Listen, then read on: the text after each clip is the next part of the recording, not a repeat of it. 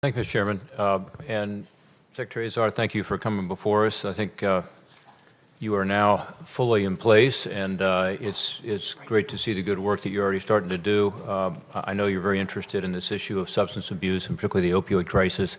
You and I have talked about it at some length, and I would ask you a couple questions about that. First, with regard to the funding, I noticed that in your budget you have additional funding for HHS, for SAMHSA. We also, in this body, during this fiscal year, actually increased the funding for the Comprehensive Addiction and Recovery Act programs over the authorization level.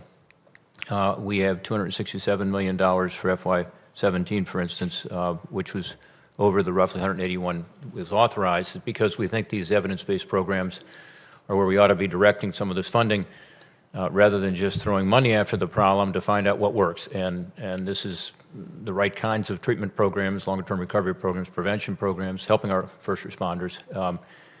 My question to you, with the President's budget indicating that HHS would have additional funding, and with our recent budget indicating that there would be $6 billion directed toward this effort over the next 2 years, would you support additional funding for these evidence-based programs under the Comprehensive Addiction and Recovery Act?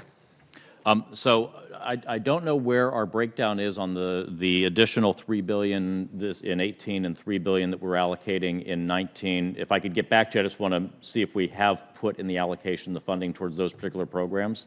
But I'm just delighted by the support of Congress and of the President here, and the amount of funding. We're going to be able to support our addiction and treatment programs at historic levels. We already put more money out last year than ever before in history to help with the opioid crisis, and then with these 2 years funding and the $10 billion total, I'm excited to be able to work with all of you on these efforts. Again, I would say that the $267 million that was unprecedented that we appropriated for this fiscal year is a relatively small amount compared to the $10 billion, as you say, that HHS was budgeted without specificity, as I see it, in your budget. And we just want to work with you to be sure that funding is used for evidence-based programs that really work.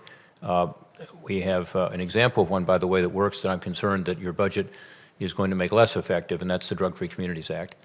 And I was the author of this many years ago in the House, so maybe I have a little bit of a bias toward it, but I also spent 9 years as chair of our local coalition, which was funded initially with some seed money from this program. Over 2,000 community coalitions have been formed around the country in response to the Drug-Free Communities Act, which essentially provides some matching fund, almost seed money, for a short period of time. We required that these coalitions, by the way, have performance measures, so we know whether they're working or not. We think this is a very effective prevention and education program at the time of an opioid crisis. It seems to us to be exactly the wrong thing to do, to take something that's working and risk its ability to be effective in the future by moving it from, in the case of your budget, ONDCP to HHS to combine with other prevention programs that are different in kind. So I would ask you to take a look at that. If you can explain to me this morning why you think it ought to be moved, I'd be interested to hear, but I would hope that you would not promote this idea. I frankly don't think Congress is going to go along with it. I hope they don't. I'm going to fight against it. Again, when something ain't broken, let's not try to fix it, and particularly at a time when we need desperately to have more prevention and education out there. So I hope that I am remembering the correct program, but I believe the change that you may be referring to is the movement of the program from the funding from ONDCP to SAMHSA. That's correct.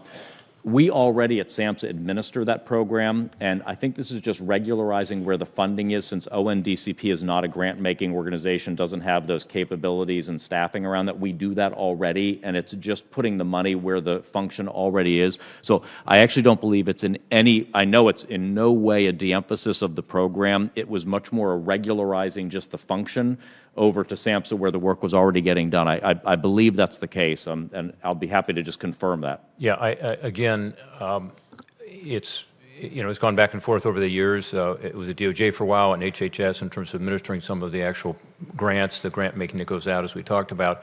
But the direction comes from ONDCP, which has this ability to take an interagency approach, and it does involve a number of different departments and agencies, ultimately, the prevention education effort. So I would hope that you would take a look at that, because it's something that's actually working out there at a time when we need more help than ever. So I thank you again for your service.